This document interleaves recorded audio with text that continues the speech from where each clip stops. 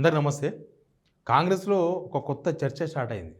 అది సీఎం రేవంత్ రెడ్డి శాఖల పైన. మొన్ననే యాక్చువల్గా ఆయన దగ్గరున్న కొన్ని శాఖలు పోయినాయి. కానీ ఇంపార్టెంట్ శాఖలు 3 ఉన్నాయి. 3 శాఖలు మీకు తెలుసా ఆల్రెడీ.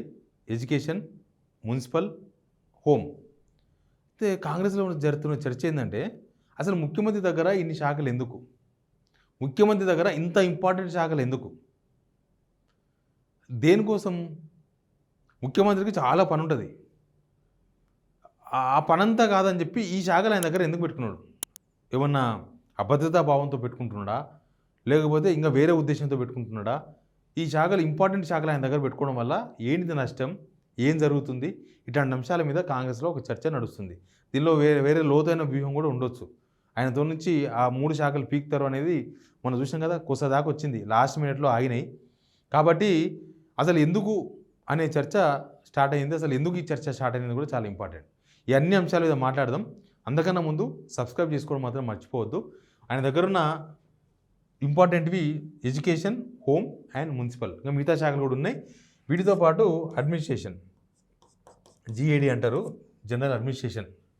సీఎం దగ్గర అడ్మినిస్ట్రేషన్ ఉంటుంది. సీఎం ఎవరుంటే వాళ్ళ దగ్గరనే అడ్మినిస్ట్రేషన్ ఉంటుంది. ఎందుకంటే వాళ్ళకు అడ్మినిస్ట్రేషన్ మీద పట్టు వస్తేనే పరిపాలన నడుస్తుంది. కాకపోతే ఇక్కడ అడ్మినిస్ట్రేషన్ మీద కూడా పట్టు రాలేదు. మనం చాలాసార్లు చూసినాం, చాలాసార్లు ప్రూవ్ అయింది. కానీ ఇప్పుడు ఈ 3 శాఖలు ఎడ్యుకేషన్, హోమ్, మున్సిపల్, ఇవి గతంలో కూడా చాలామంది ముఖ్యమంత్రులను చూసినారు. ఏ ముఖ్యమంత్రి దగ్గర కూడా ఇన్ని శాఖలు ఉండవు. ఏదో ఒక శాఖ ఉంటే ఎక్కువ, అది కూడా ఏదైనా ఇంపార్టెంట్. కేసీఆర్ దగ్గర ఇరిగేషన్ శాఖ ఉండే లాస్ట్లో. ఇరిగేషన్ శాఖ ఎందుకంటే అప్పుడు కాళేశ్వరం ఒక ఇంపార్టెంట్ ప్రాజెక్ట్ కడుతున్నారు కాబట్టి ఆ టైంలో ఇరిగేషన్ శాఖ తన దగ్గర పెట్టుకున్నారు. అంతకు మించి ఇంకా వేరే శాఖలు ముఖ్యమంత్రి దగ్గర ఉండవు. సీఎం రేవంత్ రెడ్డి ముఖ్యమంత్రి ఆయన కొత్తలో చెప్పినారు, నేను గుంపు మేస్త్రిని, అందరికీ పని అప్పగిస్తాం, శాఖల మంత్రులు ఉంటారు, వాళ్ళు పని చేసుకుంటారు, నేను పర్యవేక్షిస్తా, మనకు పని రావాల్సిన అవసరం లేదు, వాళ్ళే పని చేస్తారు, మనం చూసుకుంటున్నాం గుంపు మేస్త్రిగా అన్నారు. మరి గుంపు మేస్త్రితో పాటు మిగతా ఈ తాపి మేస్త్రి పని కూడా రేవంత్ రెడ్డి ఎందుకు ఎట్టుకున్నాడు అనేది చర్చ. ఇప్పుడు తాపి మేస్త్రి పని కూడా ఆయన్నే కూలీ, ఆయన్నే బండ్రోతు, ఆయననే మేస్త్రి, ఆయననే గుంపు మేస్త్రి, అన్నీ ఆయన్నే ఎత్తున్నాడు. ఏమైందంటే ఇక్కడ రేవంత్ రెడ్డికి మొదలే కొద్దిగా ఇన్సఫిషియెంట్, ఆయన అంత అనుభవం లేని ఆయన చేయలేడు. ఆయన ముఖ్యమంత్రి కావడం ఫస్ట్ టైమే, మంత్రి కూడా కాకుండా ముఖ్యమంత్రి అయ్యారు, ఆ విషయం అందరికీ తెలుసు. ఆయన ఎప్పుడు ప్రతిపక్షంలో ఉన్నాడు, అధికారంలో లేడు. కనీసం అధికారంలో ఉంటే కొంచెం అడ్మినిస్ట్రేషన్కి దగ్గరగా పనిచేసేవాడు, కొంచెం మినిస్టర్లకు దగ్గరగా పనిచేసేవాడు. ఆయన వచ్చినప్పటి నుంచి ప్రతిపక్షమే. మరి అట్లాంటి వ్యక్తికి ముఖ్యమంత్రి పదవి ఇచ్చారు. సరే, ముఖ్యమంత్రి డీల్ చేయొచ్చేమో, కానీ ఇన్ని శాఖలు పెట్టడంతోన, ఇట్లాంటి శాఖలు ఇంపార్టెంట్ శాఖలు పెట్టడంతోన ఏం నష్టం జరుగుతుంది? ఇప్పుడు ఎడ్యుకేషన్ డిపార్ట్మెంట్ ఉంది. ఎడ్యుకేషన్ డిపార్ట్మెంట్లో నిన్న పేపర్లో చూసిన ఫైళ్ళు మొత్తం గుట్టలు ఫైల్ పేరుకపోయినాయంట ఈ శాఖలో. ముఖ్యంగా ఎడ్యుకేషన్, హోమ్, మున్సిపల్, ఈ శాఖల్లో గుట్టలు పేరుకపోయినాయి. అవి క్లియరెన్స్ చేస్తలేరు. ఏది పెట్టినా తర్వాత చూద్దాంలే అంటున్నారంట. ఎందుకంటే బిజీ, టైం లేకపోవడం. ఆయన సీఎంగా చేయాల్సిన పనులు ఉంటాయి. ఆయన ఎక్కడ పోకపోయినా ఆయన ఉన్న దగ్గరికి వచ్చే ఫైల్స్, ఆయన దగ్గరకు వచ్చే మినిస్టర్లు, ఆయన దగ్గరకు వచ్చే విజిటర్సు, ఆయన దగ్గరకు వచ్చే గెస్టులు, ఆయన దగ్గరకు వచ్చే సొంత పార్టీ వాళ్ళు, ఆయన దగ్గరకు వచ్చే ఇతర పార్టీల వాళ్ళు, ఆయన పరిచయస్తులు, ఆయన చుట్టాలు, ఆయన బంధువులు, ఇంకా రకరకాల జనాలు ఉంటారు కదా, ఆ బిజీలో ఉంటారు. ఇప్పుడు అవన్నీ ఓంగా ఈ ఫైల్స్ మొత్తం, ఎడ్యుకేషన్ ఫైల్ ఉంది. ఎడ్యుకేషన్ ఫైల్లో ఆల్రెడీ ఎడ్యుకేషన్ ఇయర్ స్టార్ట్ అయింది, మీకు తెలుసు. కనీసం స్కూళ్ళ ఫీజు తగ్గింపుకు సంబంధించి, ఆ కంట్రోల్కి సంబంధించి ఒక్క నాడన సమీక్ష జరిగిందా? ఒక్క సమీక్ష అయినా జరిగిందా? ప్రైవేట్ స్కూళ్ళలో ఫీజులు ఎట్లా ఉన్నాయి, ప్రైవేట్ స్కూళ్ళలో ఫీజులు ఎట్లా నియంత్రించవచ్చు? ఆల్రెడీ కమిటీ రిపోర్ట్ ఇచ్చింది. ఆ రిపోర్ట్ కూడా చదివే టైం లేదు. ఆ రిపోర్టును ఏముందో తెలుసుకున్న టైం లేదు రేవంత్ రెడ్డికి. ఎడ్యుకేషన్ మినిస్టర్గా వేరే వాళ్ళు ఉన్నారనుకో, కనీసం ఆయనకు ఆ ఒకటే శాఖ ఉంటుంది కాబట్టి, ఇంపార్టెంట్ శాఖ, దాని మీద కొంత వర్కౌట్ చేసి, కొంత ఎవరైనా నిపుణులను పిలిచి అసలు ఏమైంది, ఇది ఎందుకు ఇట్లా అయింది, దీన్ని ఏం చేయొచ్చు, మనం ఎవరైనా కంట్రోల్ చేయొచ్చా చేయకూడదా అని మాట్లాడే అవకాశం వస్తుంది. ఇప్పుడు ఇంజనీరింగ్ కాలేజీల ఫీజు సంబంధించిన ఫైల్ ఆయన ముందరకు వచ్చింది. నిన్న వస్తే దానిలో ఏముందో తెలియదు ఆయనకి. దీనిలో ఇన్స్పెక్షన్ రిపోర్ట్ ఎక్కడుంది, అది ఇచ్చేయండి అన్నారంట. అంటే ఇన్స్పెక్షన్ రిపోర్ట్ కూడా ఇప్పటిదాకా చూడలే ఆయన. ఇన్స్పెక్షన్ రిపోర్ట్ అంటే ఇంజనీరింగ్ కాలేజీలో సౌలతులు ఎట్లా ఉన్నాయి, సౌకర్యాలు ఉన్నాయా, లేకపోతే ఉత్తగా మా ఫీజులు పెంచండి అని చెప్పేసి వస్తున్నారా వీళ్ళు, దానిలో ఫీజులు పెంచేంత ఏమైనా ఉందా మసాలా, అది చూసే టైం కూడా ఆయనకు లేదు. అట్లా ఎడ్యుకేషన్ డిపార్ట్మెంట్లో అన్నీ మిగిలిపోయినాయి. ఇప్పుడు 317 జీవో తెలుసు కదా, అందరూ ఎక్కడెక్కడో ఉన్నారు, వాళ్ళు ఎవరిని మళ్ళీ పట్టుకొస్తామని చెప్పింది 317 జీవో క్యాన్సిల్ చేస్తామన్నారు ట్రాన్స్ఫర్ల మీద, అది కూడా లేదు. తర్వాత హోమ్ డిపార్ట్మెంట్లో మీకు అందరికీ తెలుసు, హోమ్ డిపార్ట్మెంట్లో ఇప్పుడు అత్యంత అవినీతి పెరిగిపోయింది.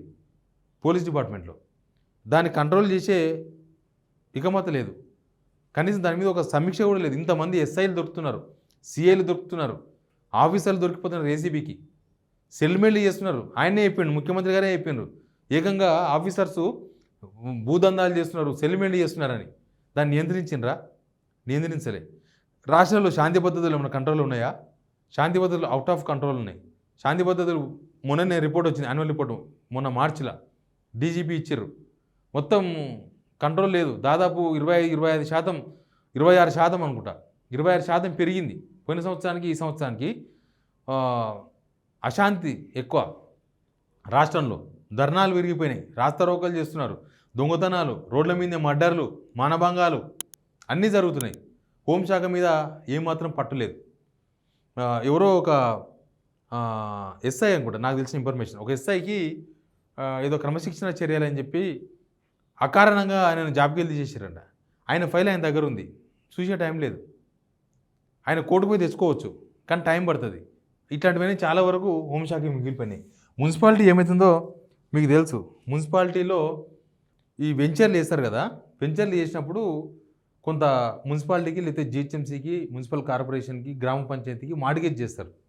అదంతా అయిపోయిన తర్వాత ఆ మార్టిగేజ్ వదలాలి. ఆ మార్టిగేజ్ కూడా వదులుతలేరు, ఎందుకంటే ఆ ఫైల్ కూడా రేవంత్ రెడ్డి గారి దగ్గర ఉన్నాయి.